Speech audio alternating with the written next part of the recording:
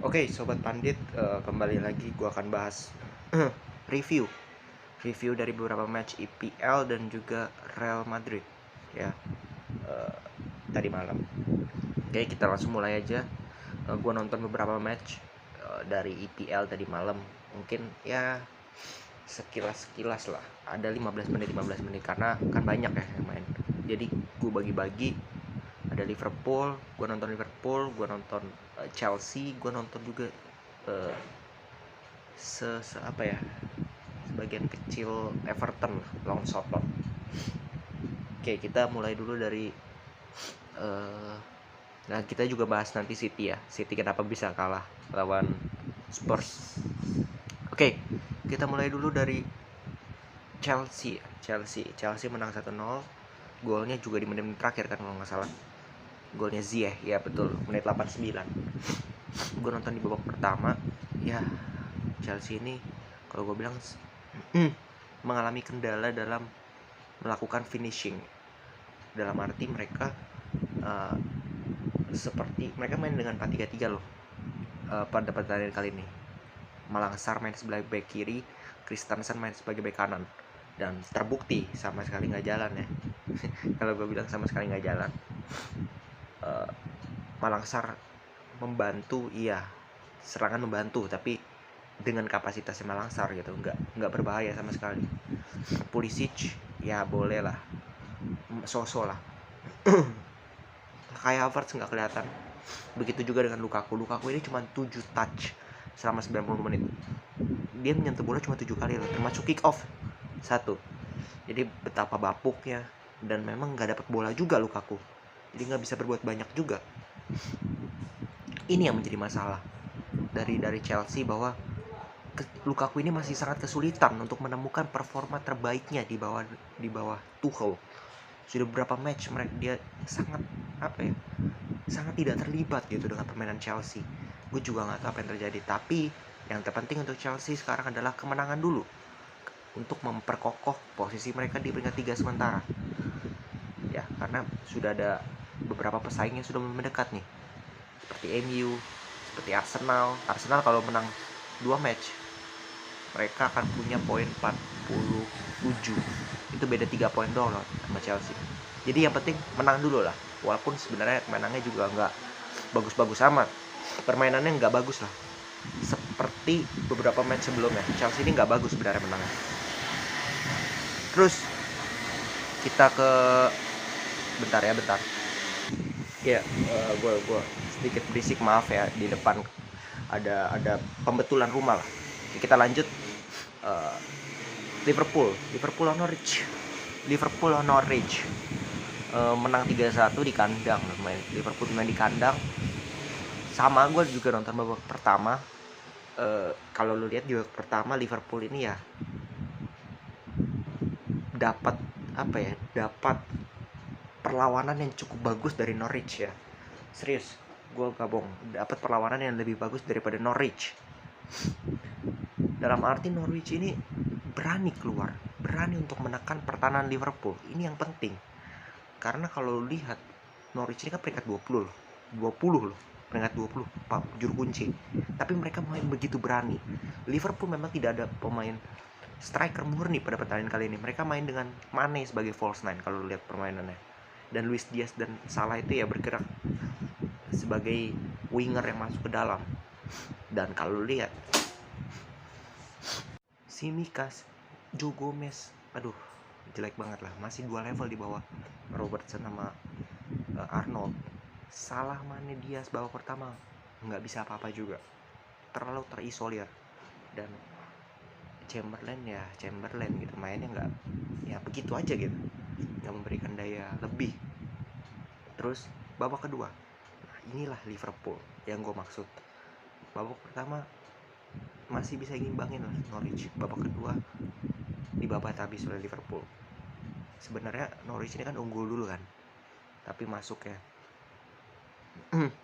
si Klopp ini langsung ngubah, masukin Origi, gantiin Naby Keita, masukin Thiago. Artinya mereka bermain dengan real striker. Itu yang membuat pertahanan Norwich makin terbuka. Ada pemain yang bisa mengganggu, ada pemain yang bisa merusak. lini pertahanan Norwich di kotak penalti. Terbukti Sadio Mane salto yang luar biasa. Muhammad Salah asisnya dari Alisson luar biasa juga. Terus Luis Diaz mencetak gol pertamanya. Inilah Liverpool menurut gue. Mereka main biasa aja bisa menang karena mereka punya kualitas, mereka punya mental. Ini yang tidak dimiliki oleh tim-tim kebanyakan ya, dimana mereka punya mental. Di saat mereka bermain jelek pun mereka masih bisa menang. Nah, ini yang harus diperjaga. Dan sekarang Liverpool ini kalau nggak salah akibat kekalahannya City tadi malam cuman beda 6 poin. Dan selisih 1 laga. Kalau menang mereka cuma ketinggalan 3 poin dari City. Masih sangat terbuka peluang untuk mereka bisa menyalip. Persaingan juara akan semakin seru ini. Terus Southampton lawan Everton, gue juga nonton. Kalau lihat ya Everton ini perbedaannya itu mereka lebih direct bermain, dapat bola direct ke depan. Cukup bagus sebenarnya kombinasinya. Tapi end passingnya entah di final third passingnya itu sering salah, sering ngawur. Itu yang membuat serangannya ini nggak terlalu berbahaya. Serangannya ini nggak ada yang menghasilkan gol. Sebenarnya build up-nya sudah cepat nih. Lagi-lagi kualitas pemain kita nggak bisa bohongin. Depan gawang passing bisa salah, mau trupas kekencangan dan sebagainya itu berkali-kali Everton. Jadi masih menemukan struggle ya bersama dengan Frank Lampard ini. Kita lihat aja nanti ke depannya gimana Everton. Terus kita ke City lawan Tottenham kalah 2-3 ya. Gol di menit-menit terakhir Harry Kane. Ini juga gue heran ya, City akhirnya bisa kalah juga akhirnya. Gue pikir gak bisa kalah City ini. Dan kalau kita tahu Tottenham ini mengalahkan City 2 kali loh musim ini. 2 kali tandang kandang 1-0 dan 2-3. Dan caranya sama, counter attack, mengandalkan counter attack, bertahan rapat, tidak memberikan City peluang. Dan harus diakuin Lloris itu mainnya bagus loh, lumayan lah, beberapa save penting dilakukan. Ditambah pertahanannya tuh rapat banget, sehingga City pun cukup sulit untuk mengembangkan permainan, dalam arti untuk menciptakan peluang-peluang berbahaya itu sulit. Ditambah counter attack-nya Son, Kane, Kulusevski, 3 pemain doang bisa merobek-robek lini pertahanan City. Ini yang menjadi masalah dari City, rentan kena counter. Lawan tim-tim seperti ini yang punya kualitas di counter, mereka sering kerepotan. Nah, apa yang harus dilakukan oleh City sebenarnya? Ya Pep ini harus bisa tahu bahwa lini belakangnya itu harus di cover oleh tiga pemain lah minimal. Kemarin itu sering kali 3 lawan 2, 3 lawan 3. Itu yang membuat Tottenham ini mendapatkan sangat banyak ruang untuk dimanfaatkan. Dan kembali lagi, memang City kalah pun masih ada di peringkat 1 ya, tapi selisih poinnya seperti yang tadi gue bilang semakin kecil, mereka semakin riskan ini. Nah, harus berhati-hati juga City ya. Kalau gue lihat gue juga nggak tahu ya, but ya gue rasa persaingan juara itu Liverpool City lah. Siapa aja yang lebih konsisten atau nanti ketemu City Liverpool itu bisa jadi seru, menentukan siapa yang berada di peringkat 1. Terus kita ke Madrid ya, 3-0, menang 3-0 oleh Alaves. Semua orang bilang fans Madrid, wah luar biasa, kembali lagi ke track kemenangan. Menurut gue kembali lagi ke track kemenangan itu menit 55 ke atas. Cuman 35 menit mereka bermain seperti Madrid yang kita kenal. Oke, sebelum itu nothing, bener-bener nothing. Mainnya buruk banget, serangannya buruk banget, passingnya sering ngawur, end passingnya Vinicius main jelek banget, dribblenya itu sering kewalahan. Benzema juga jelek, Casemiro jelek, Asensio lumayan lah, so-so lah, Mendy jelek, siapapun jelek lah. Overall bener-bener gak ada peluang.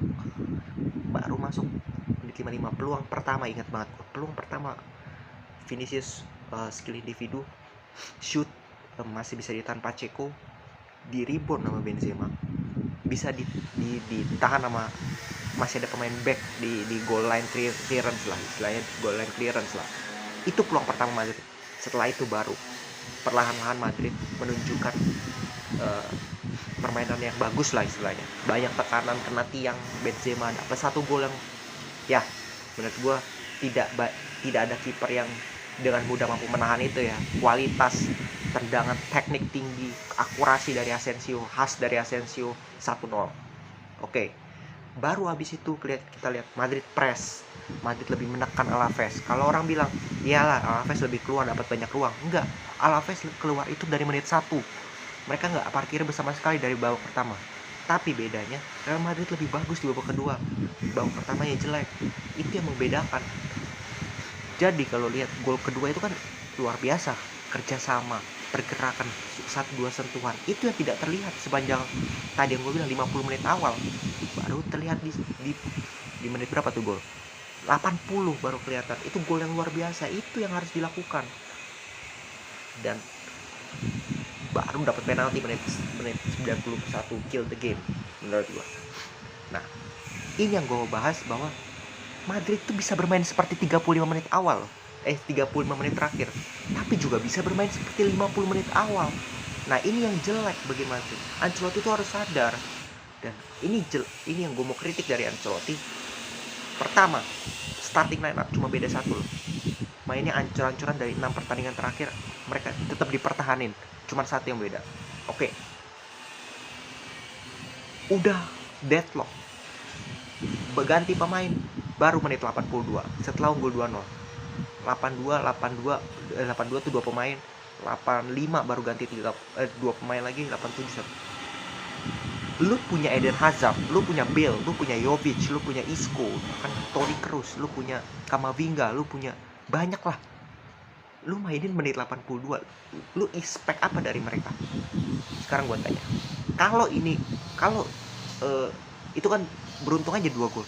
Coba nggak ada 2 gol, lu masukin menit segitu, apakah mereka bisa berubah? Ini yang menjadi masalah dari Ancelotti dari putaran pertama dia di Madrid juga. Bukan putaran pertama ini, maksudnya 2014. Jarang sekali ada rotasi. Pemainnya itu aja. Mau jelek ditungguin sampai bagus. Iya, pasti mereka kan ada fase bagus lagi. Tapi di fase jelek itu, apakah itu bisa diterima? Apakah bisa dikompromi? Madrid kehilangan poin, mereka kalah. Bisa dikompromi? Enggak. Kemarin, babak pertama, Madrid itu disiulin atau dibuin loh sama apa istilahnya, disorakin sama fans Madrid sendiri karena mainnya jelek banget, asli mainnya ancur-ancuran tim Tarkam lah. Iya, jadi gak bagus-bagus amat. Baru di menit 35 menit akhir baru Madrid yang kita kenal. Nah, gue berharap Madrid ini kan ada beberapa match ya sebelum mereka ketemu PSG leg kedua. Coba kita lihat. Mereka ada lawan Vallecano sama Real Sociedad. Mereka harus bisa main seperti 35 menit babak kedua di 2 pertandingan ini dan meraih kemenangan. Baru mereka punya moral, mentalnya naik, baru bisa menurut gua punya peluang besar untuk comeback lawan PSG. Karena PSG, kalau lu lihat tadi malam kalah 3-1 lawan Nantes dan babak pertama udah ketinggalan 3-0 loh. Dan kalau orang bilang PSG pasti turun dengan pelapis, enggak. Neymar, Messi, Mbappe, Verratti, Wijnaldum, Marquinhos, Kimpembe main semua. Dan babak kedua dimasukin Ashraf main, Angel Di Maria main, Nuno Mendes sampai main. Ini gue udah bilang PSG ini gak bagus sama sekali. Madrid aja yang bapuk. Jadi Madrid yang harus berani, Madrid yang harus bermain di leg kedua baru mereka bisa menang. Oke, segitu dulu review dari gua. Kita lihat nanti MU ya. Kita lihat nanti MU sama ada Barca besok. Oke, kita lihat nanti besok gua bikin review. Oke, thanks for watching and support. Salam sepak bola.